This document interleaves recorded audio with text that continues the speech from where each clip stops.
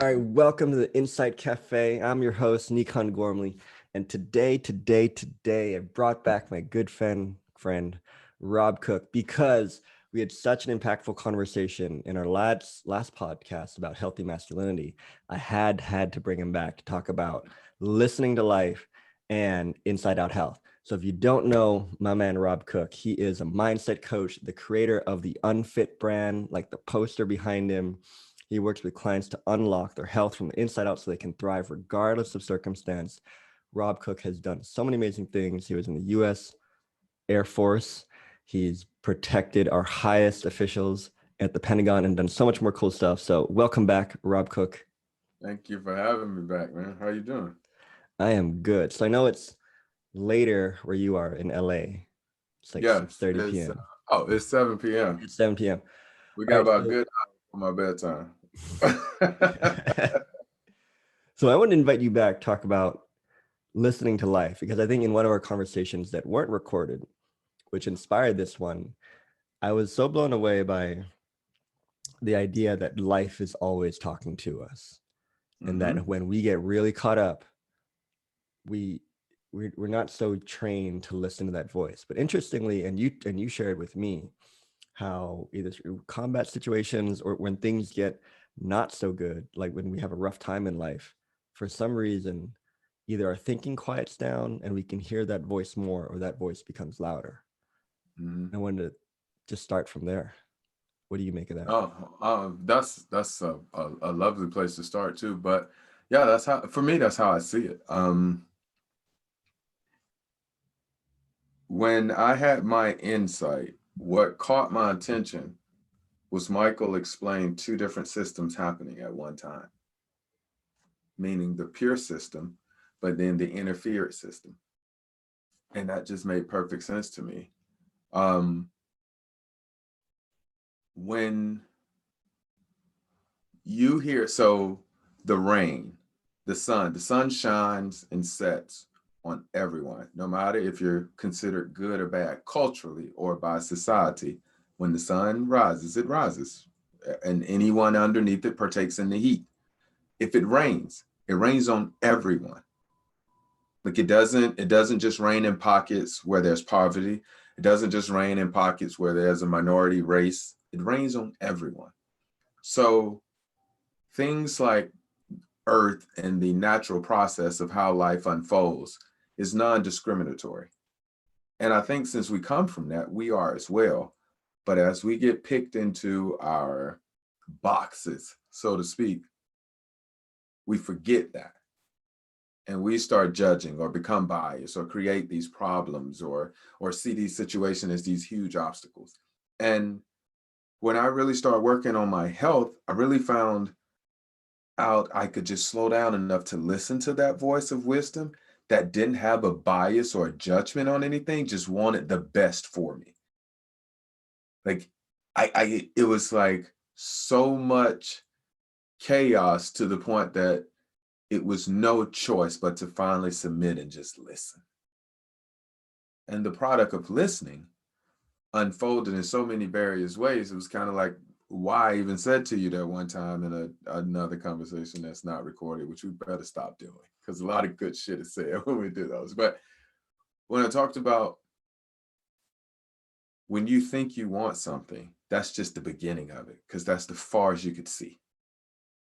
It's not until you go through working to get that you learn more and you can see further past that point. You have extended your field of knowledge, expertise, or spirituality, grounding, whatever you want to call it, until you learn something else to grow it. And every moment gives you that opportunity if you're willing to the moment. Like every moment, if we break time down, time is broken down into seconds, all the way down to the second. We skip and make years. But you know how many things you got to go through to get to years? Seconds to minutes, minutes to hours, hours to days, days to weeks. Like, look how many times you got to speed your life up that when I ask you a question, you're talking to me 2 to 3 years ahead. You're not listening to life at that point. You're way too far. You're not listening to life. So that's That's just how I see it. You know, it was more so of slowing everything down to where I can listen to life. And when I listen to life and apply that to my life, those things just got significantly more, much more fun, much more cool, you know, to experience, to play with. So Mm. So let me share what I see. So when you said in the beginning, when Michael said, so you mean Michael Neal, right? Like yes, our Michael Neal, yes, just so for my people, homie, my guy, yes. I hope he listens to this or watch it. So, anyways, um, so when you were saying is how there are two systems working parallel to each Mhm. other. So from what I understood from what you said is wisdom or life is always communicating to us and sending us Absolutely. signals, right? Yeah. And then the other thing which I think you're pointing to is noise, the noise of our thinking. Yes. The That's all. personal So mind. right, the personal Yeah. thinking, my opinions, my thoughts, beliefs, and how so these two things are happening at the same time. And what Yeah. I got from what you shared is how we're so used to listening to the noise and we're Yeah. not as trained to listen to the signals, Yeah. right? So I guess my question is how how can I trust this signal? You know, when I'm so used to listening to my noise and my analytical ability all my life, like how can I trust that these signals are good for me? Well, for me, Mm, it happened twofold. I've had it happen where I gradually learned it in instances where I just faced the same situation over and over and over and over and over and up, where it's just like, okay, no, I'm not doing that. Then there were times where it immediately just didn't make sense to continue making that decision. mm, So I don't really know, you know, which one will pull you out, but there was, okay, let's say anger, for instance, mm, right? So there would be a particular issue that would happen. And then by virtue of the boxes set up for me, I was supposed to respond with anger. mm, Like that was what my narrative from what this person thought about me or that person thought about me was supposed to be. For years, even though I didn't want to, I responded with the anger. And then I would have the fallout and it would create the tension and I would have all the negative effects that I could foresee going forward because I didn't want to do that anyway. That gradually took years. That took gradually years to finally say, no, you know what? I'm tired of feeling like shit for being an asshole when I never wanted to be an asshole in the first place. So I'm just going to stop that. Right. Like that was gradual. Hurting people was instant.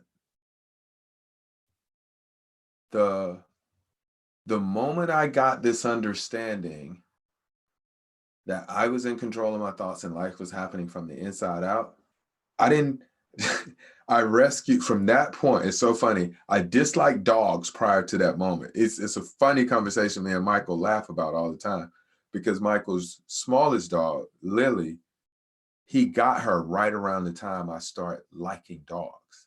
So I kind of, Lily, if I come in the house, Lily's gonna come sit. We have a moment. Like everybody know, Lily's my baby, right? Even when I get home, my dog's like, "You been with Lily? You been with that bitch Lily? You been with Lily?"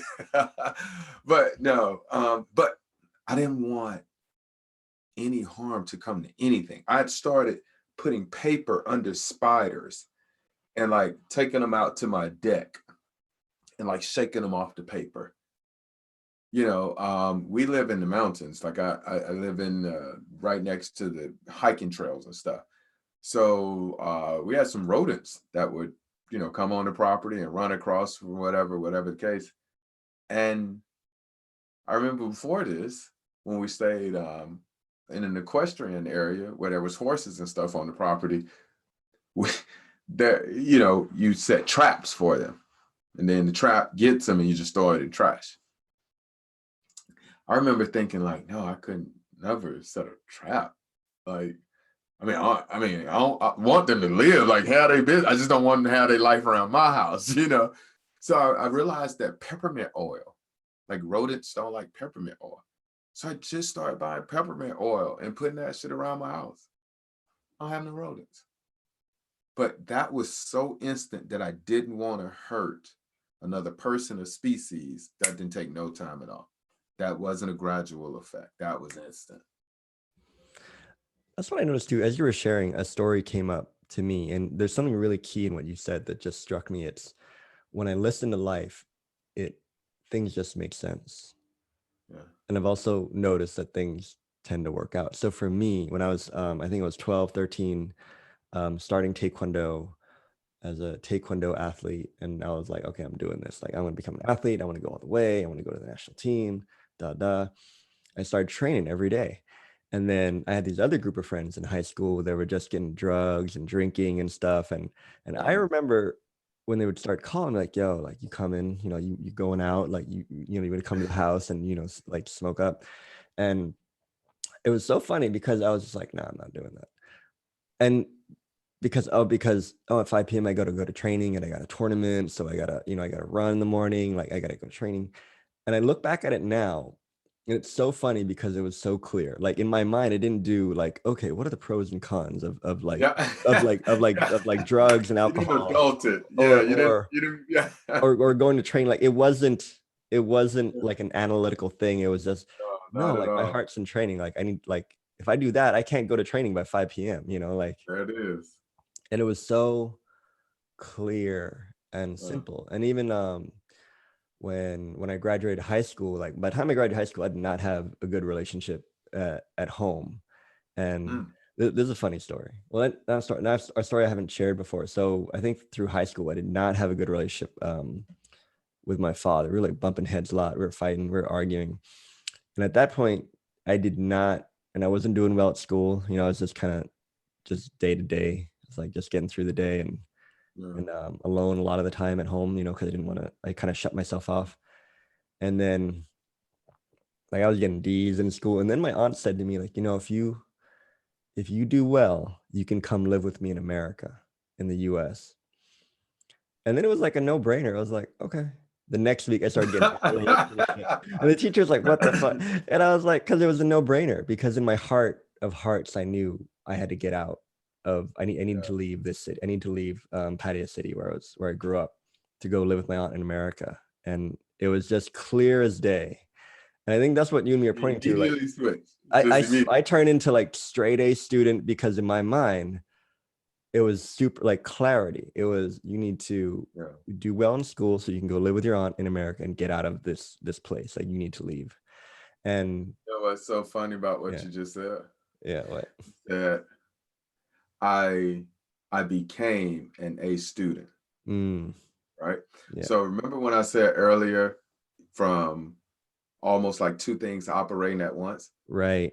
Universal always operates. Yeah. You had been the A student. Yeah, I was. Yeah. You had always been the A student. That's who you were. Now, whether you were motivated to perform as such, totally different.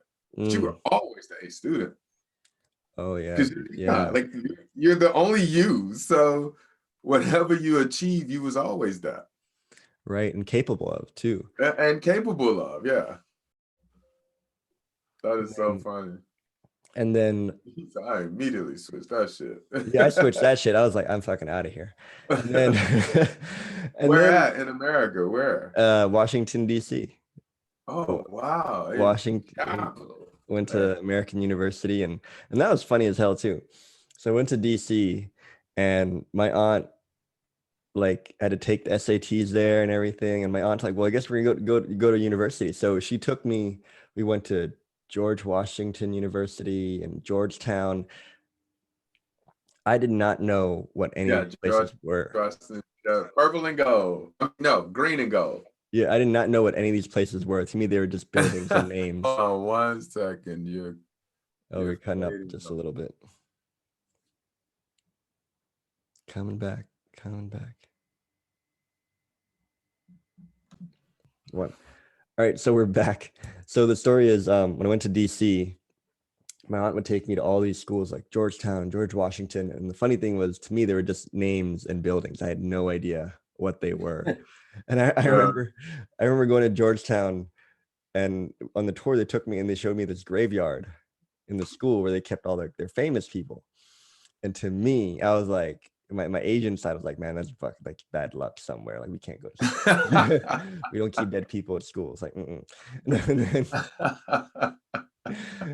we went to American University, and it was the most picturesque. It looked to me, it looked like the most similar to what I thought a school in America would look like. So I was like, yeah, we're going here.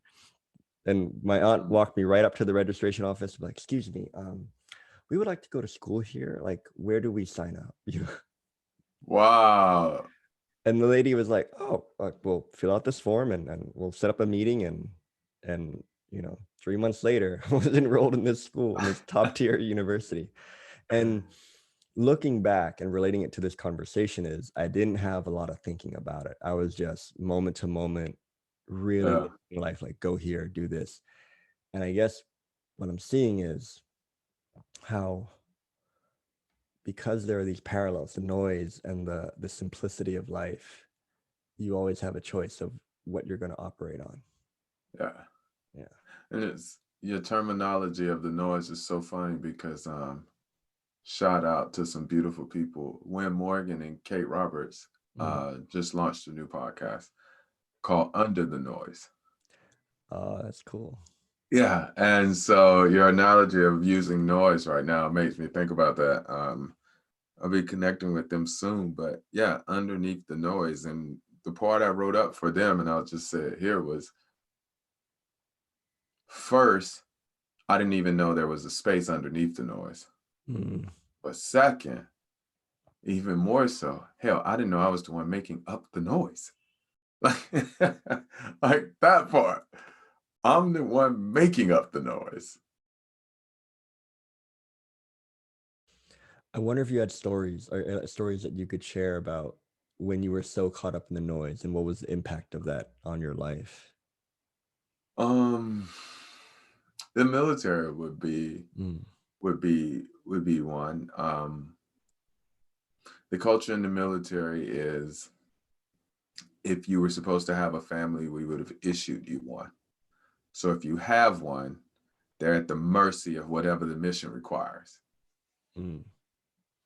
So there was a lot of forsaking of moments with the family.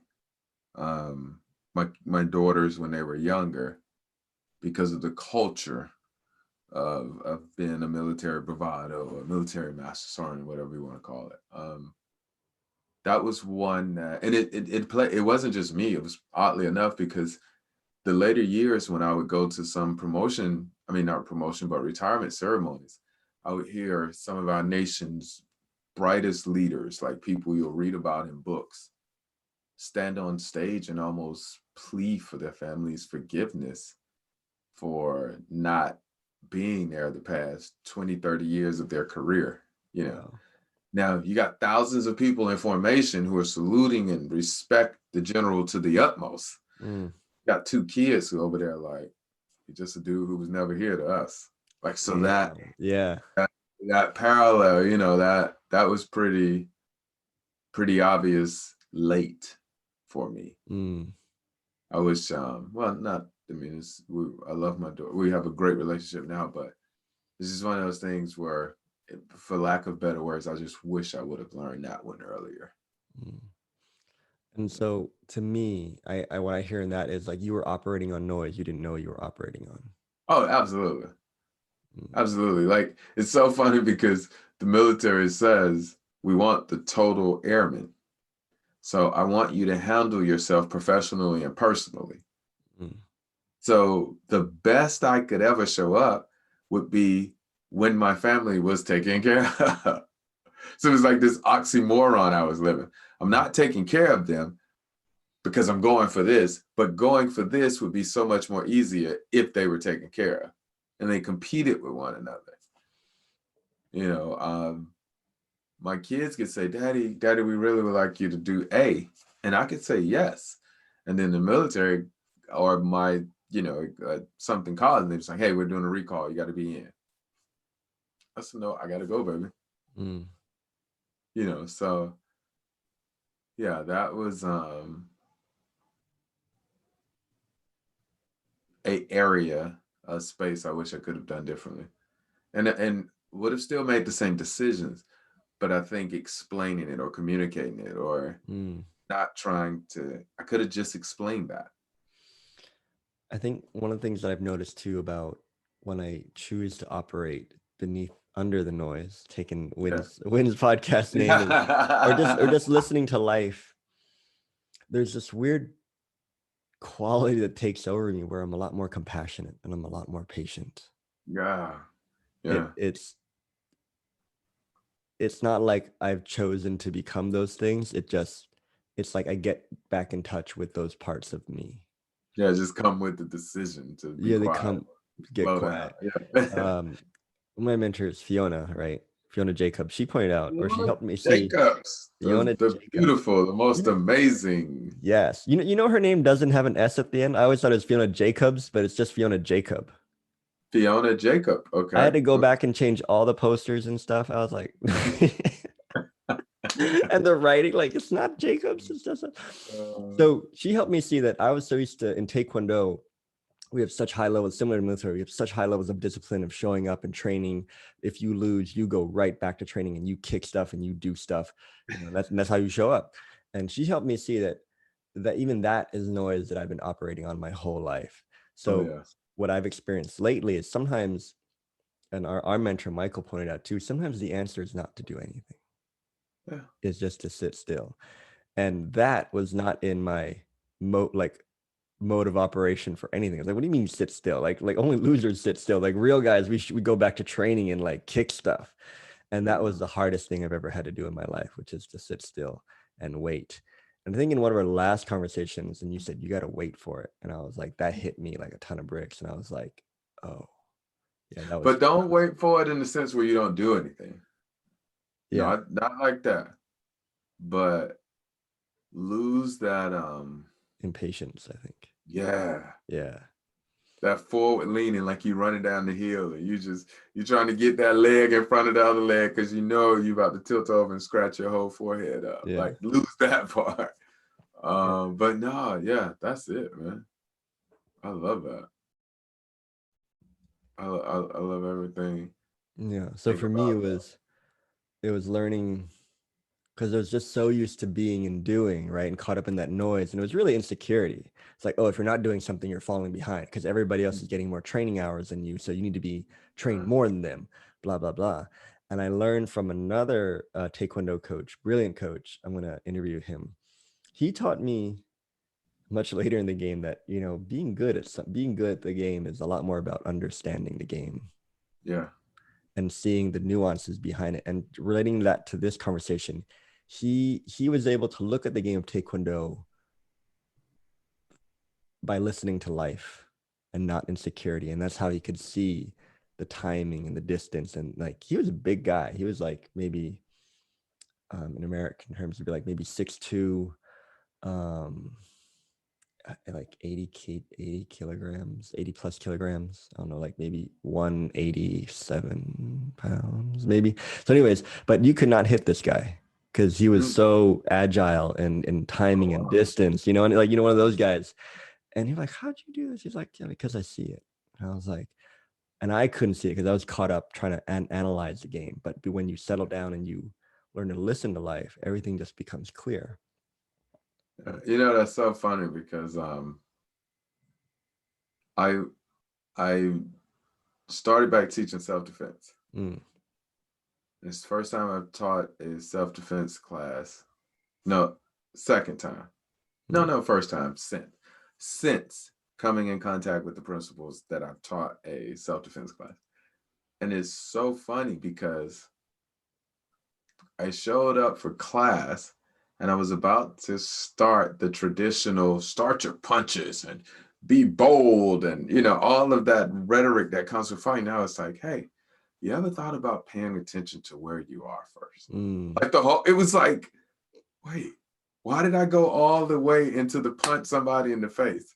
There's so many other things that can defend themselves that people could use to defend themselves that never result in you having to punch anybody. Mm, And if I'm talking self-defense, why am I not talking about those? Because those are more likely to happen. mm, You're not going to turn into a Taekwondo champion the 45 minutes I get you a Sunday morning, yeah. right? Like, more than likely, I probably should find out what's natural for you in chaos and hone Mm, that skill in. That's how you're going to probably defend yourself best. And this class has basically begged for a next class. mm, It's so crazy. They're just like, I have them do drills like where they turn around, the class is lined up, mm-hmm. and then they have to turn around and get 2 seconds. 1,000, 1,000, then they have to turn back around. And you have to put them in order. Mm, And if they're not in order, everyone is a burpee, a push-up, or something yeah. that everybody has to do together. Mm, But what they start noticing is they don't pay attention. right. They wasn't seeing who was where. And now it's so crazy how they're home. I give them homework to say, I'll pay attention to something, that notice something about your environment you haven't noticed in a while. And so they go looking for it. And Yeah. I'm just like, now that's always been there. I love that. I think this is a perfect segue into the next part of our conversation is how this relates to health. So I was interviewing a former executive director of like a big tech media digital company. Mm-hmm. And she was high flying around the world, just like taking care of clients in 9 different markets and teams. And like, she was like big shot. And she said she was so high flying and like she loved her job and like going so fast that she didn't, she, she like didn't listen to her body until Yeah. eventually her body caught up with her, Mm-hmm. where she was acting out. She was not always nice to her staff. And we talked about it. We're like, yeah, like you being cranky and kind of bitchy makes sense given that sleep deprived, pressure, stress, Absolutely. like Huh. big number goals and flying around the world, like different time zones. I'm like, yeah, that makes sense. And Yeah. then she crashed, like she burned out at the end, like really burned out because the noise, the signals just got louder and louder. So I Yeah. wonder, what are some of the premises in terms of health, like what noise do we habitually listen to and what are the signals in your experience? Well, I there's a lot of noise. So we'd be here forever with all the different ways that the noise show up. Yeah. But the signals that I use, the Mm, number one signal that I ask everybody is to just prioritize self-care. mm, Let that mean whatever it means to you, but just make sure you prioritize it. mm, Because just like your friend said, she didn't listen to the voices, but she heard them. She mm, heard them. But the noise said, if you take a break, you're not fulfilling this responsibility. Or if you take a break, you're not this. Or if you sit down, you're lazy. Or like, no, it just means you took a break. Like, that's it. That's you all it took a means. break. Yeah, that's it. Yeah, I got stories about that too. Like when I exited competitive taekwondo and I Mhm. was having problems with my hamstrings, like they would just get inflamed. And the moment it would stop hurting enough to train, I would go right back into training and train at a Oh, very high that's level not it. to Yeah. prepare for national championships. So I was like, I'll be damned if I let any like other kid get ahead of me and get more hours in the gym. And Yeah. then the result was, I think I ripped or tore my hamstring enough where it hurt to just to sit down because it was at Ooh. the top end near the butt. And Really a good. month, 2 months later, it still hurts. Like, and then I kind of knew I got quiet enough to listen to my body and said, yeah, you're done. Like this, Yeah. like, but it's almost like I needed this, or my body was like, okay, how do we get Nikon to really listen? You know what? We're gonna fuck up his hamstring.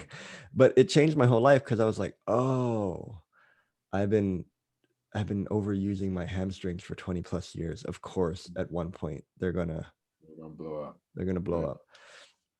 And then and then I settled down and then I turned my attention, all my attention focused into my business, and then my business blew up. And I was like, Okay. oh, okay, I see how, How listening to that works. life. But given the moment, I could have listened to it. I was like, oh my God, like you have to retire. This is a sport you love. But in the moment, I was like, okay, like I'm good. Like, it's been a fun 20 plus years. I've got my Yeah. medals and accolades. Like I'm ready for the next thing. Yeah. Mm. It kind of just felt good. It felt okay. Yeah, it felt Or okay. it was fine. So Yeah. back over to you in prioritizing self-care. I guess what I heard in that is it's almost like not only taking care of yourself as part of the noise, like, okay, I got to take care of myself. It seems to me that it's also about listening to that signals that are always there as well. Could you speak Yeah. more about that? Yeah. So one, what I mean when I say total health anyway, like when I say I'm talking about I help people find health, what I mean is health being a person's ability to accept reality or Mm, truth, right? Like however they accept truth is their health. Um, and so when I'm talking about prioritizing self-care, that's understanding that there's a balance to moving often, eating balanced, sleeping well, enjoying your life. And if those aren't in sync, something's going to be off, right? And if you can kind of slow down enough and put those few little metrics in place, you can hear and things become I want to say more fulfilling. That's not the right word, but they kind of feel like they weigh something on the metric of good feeling and the enjoyment of life or good quality of life would probably be the way that I say it. But yeah, that's how I would explain it. I wonder if you could share maybe stories or like about the people you work with where you've seen this transformation and the impacts it's had on their lives. Just with health in general. Yeah, or stories that you've seen where, Um, because I think there is a shift for me at least. I've seen a lot with my clients too when they learn first when they see the noise and they feel the signal, and then when yeah, they start spending more time operating, when they start spending more time listening to life and learning to operate, trust and really operate on that. I've seen businesses grow exponentially. I've seen like relationships turned around. Like it's amazing. yeah, yeah. I had a had a client once that within 2 weeks of working with each other, Mm, he had lost or yeah, lost is the right term. His girlfriend of 7 years lost his job and ended up moving out of state. And he was like, ever since I met you, my life has fell fucking apart. And I was like, damn, you right. That's some crazy shit, ain't it? You know? And so he was like, what? Is that what you have to say? I was like, I mean, if you really think I control your life, yeah, that's crazy. I said, but let's look at this. And so we went back through each thing and he was able to kind of draw his own responsibility for his actions. So fast forward, he calls me. He says, I got it. I got it. And I was like, oh shit, what you got? He says, man, I'm gonna have a t-shirt made for you. It says, the best person to get advice from is the person that never gives you advice. He says, I'm walking out the store right now and I just realized I got this. I'm gonna be okay. And he says, you've been screaming this for months and I combat you on it. I fight you on it. He said, but I got it. And he says, I'm having a problem. He was telling me that. He said, I'm having a problem. And right when I was thinking, I'm gonna call you to schedule an appointment, I thought, well, what would Rob say? And then he sat down and he said, well, you know what Rob's gonna say? What you think? He says, you always point me back to myself. He says, you always point me back to myself. So I was able to figure out my problem. And he was just excited about it. He had finally saw, you don't need me in this loop. You got this. Right. And I'm just the person who can point to it right now until you see it. But once you see it, you catch it just like that. And man, we went from meeting twice a week to once a month now. And the once a month is just for him to tell me all the cool shit he's doing. Like, it's more so for him to let me feel good of watching his life now, from him waking up to seeing that there was nothing wrong with him, and that his health was in good standing. He just needed to get a balance. He just needed to prioritize his self-care. He just needed to not try to fit in the boxes. He just needed to eat better food so he wasn't putting all the toxins in his system. And he didn't need to deprive himself from sleep because he was a man hustling. Yeah. No, sleep is necessary. So that was probably one that's pretty recent that comes to mind. That's cool. I also want to say, like, having someone tell all your cool shit to is just as important too. Yeah, he calls me. I'm working with this new company. We're doing this stuff for kids, and I'm just like, that's pretty cool shit, man. Yeah. Like, dope. Like, keep going. And he'll call it, oh man, I'm doing this. I meet with this person, and we did this. And it turned from when we first used to talk. He would tell me his excitement was in what a possibility was. Like, oh, I probably could do this. Or his excitement now about the things he's doing. It's two different lives. Living in a world where, oh man, we had some good conversations about what we was gonna do. Okay. But what does that mean? And he now is experiencing life. He's not thinking about doing it anymore. He's experiencing it. And now he has some cool stories to share. I think that's a powerful distinction, because what I heard in that was, I don't think we realize how much time we spend thinking about life, and how thinking about life just takes so much away from experiencing life, because we're so caught up in what we think about life. And me too. And I'm gonna probably guess that you too. Absolutely. Me too. Me too. I think the difference now is just that we see it. Yeah. We see, like, oh, I'm spending way too much time thinking about life. Like, I need to. Not even I need to. It's the moment I stop, I get back into experiencing life. I was talking to somebody the other day, and they were telling me, they was like, what do you do that they said, when I meditate, I get real quiet, and I'm in the middle of all my thoughts. I was like, oh, that don't sound like meditation to me. And they was like, do you meditate? I was like, well, I guess the essence of meditate, which is be present, right? And so the dude was like, well, how do you be present? I said, well, I'm trying to learn how to make music. And he was like, that's not meditation. Like, he was like, I said, well, what do you mean? He's like, well, you got to be in the middle of your thoughts. He kept just saying it like that. That's why I'm saying it like that, because it sounds like more thinking. Yeah, okay, you get my point.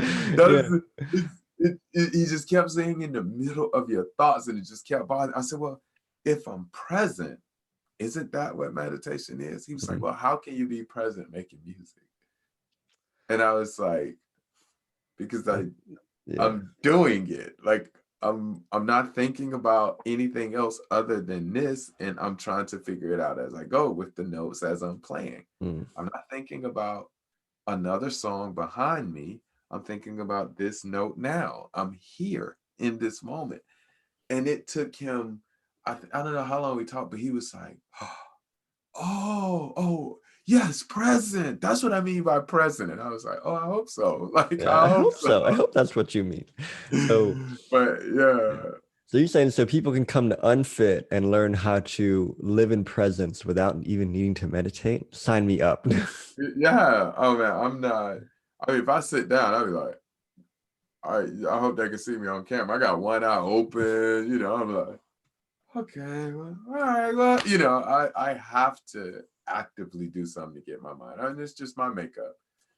When I'm trying to learn something new, I'm totally out of my mind on that, because I'm so fascinated by learning now, since I've switched from having to know to being excited about what I don't know. When the ego takes that dive, man, it's so cool. So I'm curious to know how else you have, or what has occurred to you about health? Because I know you're running a program, and the program is called. Yeah. So Yeah. the full-on program is Unlocking Your Health from the Inside Out. Right. But here coming up on February 19th and 20th, I'm going to do a small health event called a Taste of Wellness. So it's going to be a presentation surrounded about prioritizing your self-care, moving often, eating balanced, sleeping well, and laughing a lot. And just get people to understand the way I want to teach health. And I have a presentation in there called Being Healthy is Simple. And I kind of walk us through how we kind of got off track when it comes to our health, and talk about how it became about marketing for certain things, and what that gap has done for us. And so that's coming up on February 19th and 20th. All that stuff is on my social media pages or website and stuff. And then the 3PGC podcast we're listening is really having fun connecting with people all over the world who are doing cool things. And that oh my God, it's so much fun. Like from people in the UK in prison programs to social workers dealing with teens. Even this is a cool one. A social worker had a teen who was extremely depressed, not eating and things like that. And she said she couldn't think of anything else to do. She said, "You mind if I sing you a song?" And she just played a song, and the kid looked at it and was like, "That was good," and it broke. Like she couldn't think of anything else, but she said music comes second nature to her, so she just made up a song for the kid right there in the moment, and that was enough for the kid to get a breakthrough, to see something else about their depression, their anxiety. They should eat, they should be healthy. So yeah, man, that's what the conversation is surrounding. That's what we're talking about. And that's me listening to life. That's me finding something I'm very, very passionate talking about, and I have a good time talking about. Me finding things I can help people understand, or things I can point to, and it fits for me. It is really fun doing it. You are fantastic at it. Yeah, I appreciate that, man. But yeah, I just come from listening, come from hearing what I love, hearing what kind of things I want to affect and change within myself and then within the world. And then they begin to play out by doing it. Being in Thailand and in LA at the same time, like Yeah, things how like about that. that? Yeah. Yeah. Oh man, I wish people could like feel this feeling of this conversation, because to me, listening to life does have that feeling to it. That's how you know you're listening to it. It's a quieter, calmer voice that's under the noise or beyond the noise.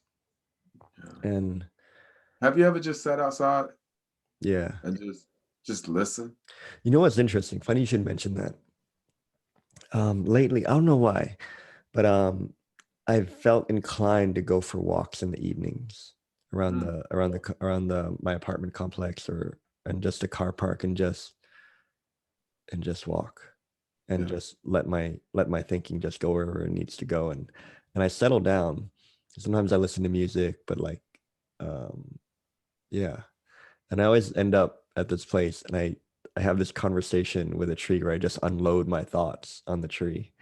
Yeah. And talking out loud, like I sound crazy, but it really does settle me down, and I always get insights from doing that thing. And this isn't Why like, do you say talking out loud sounds crazy? What do you mean? well, that's the noise, right? That's like, well, like normal people don't do that, but like when I listen Oh, to gotcha. Okay, like gotcha. when I listen to life, that's just what naturally occurs. I'm like, yeah, you should, not you should, like it's healthy to unload all your thinking out, like just pour it out, out of your head, so at least it's just out there. And I never did that before. I've never done that before. And lately it just feels like, oh, I gotta go for my evening walk. Yeah. And the quietness has been so helpful. It really has. And I'm not saying that as like a habit. Like you should go for a walk every evening for like 10 No, minutes. no, no. It's following that inner wisdom or that listening to life. It's like you need to go for a walk. You'll see Yeah, something on that that one, walk. I love that. I didn't have to go for a walk, but I had the I have a nice mountain view where I could see the Mm, mountains and trees and stuff. And I had this moment where I kept being inclined to want to sit there and watch the sunset, like not move and just watch it. yeah. And that took me into this space where I got to hear birds chirping, flying, trees Mm, whistling. I can hear a little bit of the lake. It was just like I was listening to other forms of life, mm, like because they're alive too. So it was like, oh wait, not just listening to humans, no, listening to life. Like life is existing around us at all times. mm. And it was like, what if I can hear enough around me that I know what I'm doing? Like part of that is too. You remember how we was talking about earlier where you can have a form of thinking and then until you change it, you don't know that it's there. But two systems operating at one time, if universally this energy is operating, anytime I'm not tapping into it, it's got to be me. Mm, Right. So yeah. who knows if I could just get quieter to listen to even the sounds around me, that doesn't help me also. Like that's Mm, not a part of the voice I'm supposed to hear. yeah. I can hear the wind whistling and know I might need a jacket. I could smell the rain coming and be like, ooh, I need to, it's just like listening to life. Like Yeah. that's it. Like, I know I probably sound crazy now, but yeah. Now as you listen to noise, you're like that's the thing. It's so I think the reason before we go, it's the reason it sounds crazy because we haven't been trained to listen to life. That's the only reason why it sounds crazy. Oh, that's a very good point. I like that. Right? Like, I love that stamp. I love that. That yeah, was dope. stamp. It's the only reason it sounds crazy because we haven't Yeah, been trained to that's listen to no, life. that needs nothing else. Stamp. That was close, but yeah, Yeah. because we haven't been taught that. That is We haven't absolutely been right. taught that. And that's what this conversation is about pointing you back to life that's always listening to you and it's always there for you. And it's incredibly resourceful and Yes, helpful and kind. Yeah. the most resourceful. The There most is not resourceful. another form of resources that are greater than the one you get to pull from. Yeah. Like, think about that for a second. What other resource can you pull from that's greater than the one that all resources come from? Boom. Boom. Mic drop. Stamp that.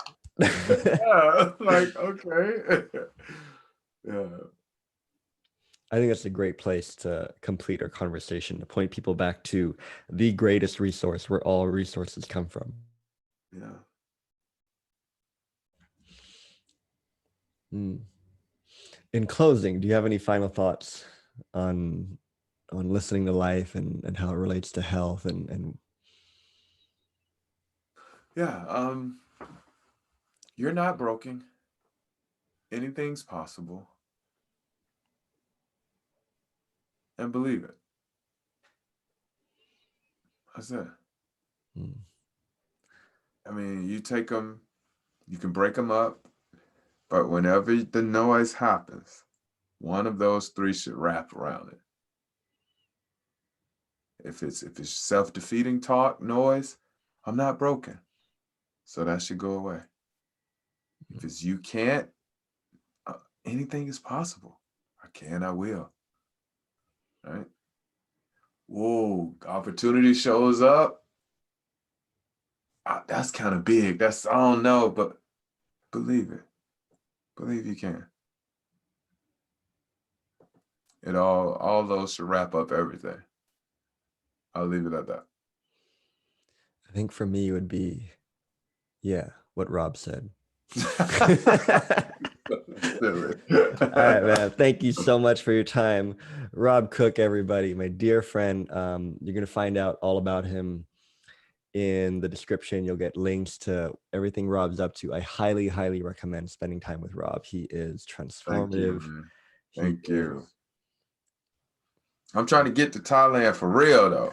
Yeah, It's my second time virtually. I'm trying to get that for real. we gonna do that. We gonna do that. So much respect for you. I look up to you so much. And thank you for everything you do. All right. I'll see you later. Bye. All right, man.